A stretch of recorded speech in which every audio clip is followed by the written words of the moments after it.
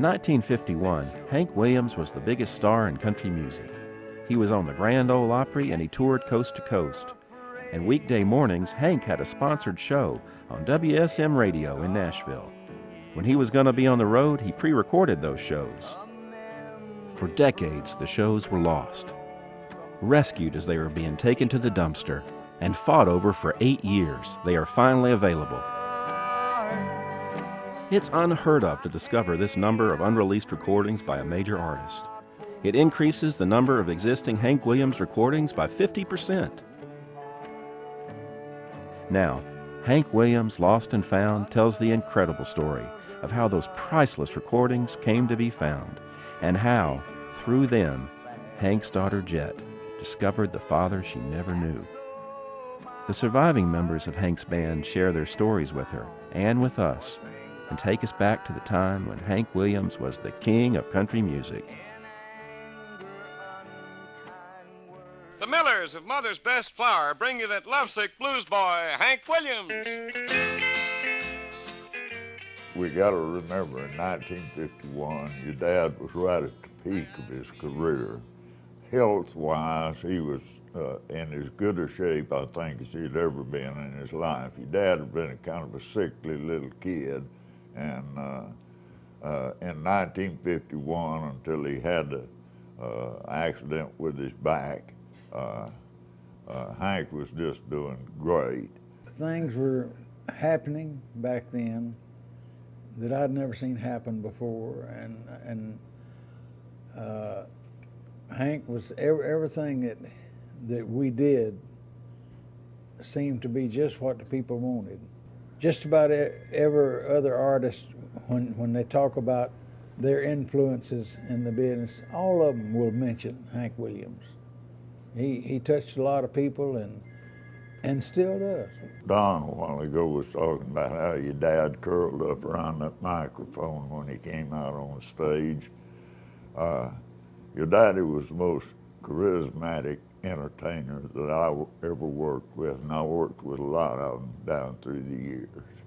I always said when Hank came up out and curled up around that microphone and started wobbling them legs and singing, a naked lady could have rode across the stage on an elephant behind him, and ain't nobody in the auditorium would have seen it. They were looking right at Hank Williams, listening to Hank Williams. Hank had a knack of when he did a song, you felt like he was singing about your life.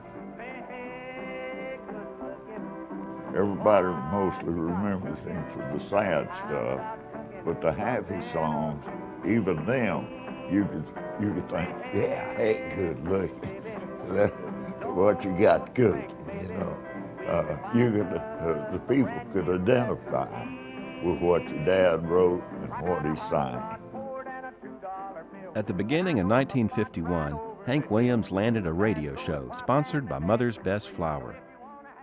Back in that time and era in radio, they had 15-minute radio shows that were sponsored by companies, and this particular one was Mother's Best Flour and Farm Feeds, and that's one reason it was an early morning, around 6:15, because that's when the farmers were, were starting to feed the chickens and, milk the cows, and they'd have that radio turned on in the barn. In Nashville, my dad, Hank Williams, was the headliner for the Mother's Best that was aired on WSM, which I'm sure at that time had a huge audience. Hank toured so much he had to find a way of doing the show, whether he was there or not.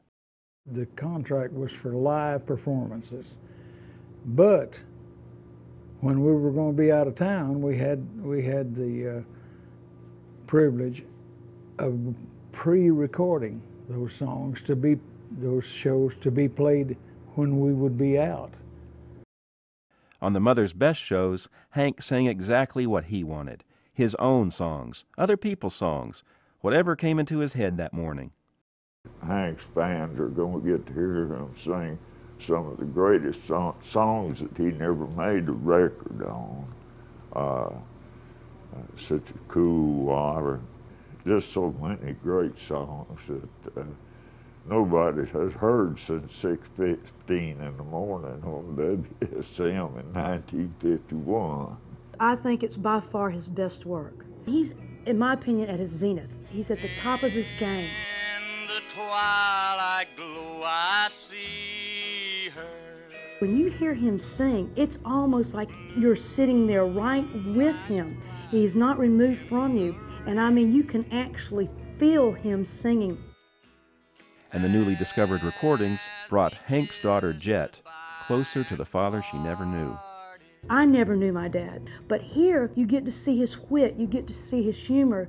He gets to tell you what his favorite song is. He tells you why he wrote a song. And so you actually can take this time when you sit down and listen to it, and when you finish, you feel like, well, my God, he truly is my friend, and I know that man. Not just the music, but you actually get to meet the man, Hank Williams.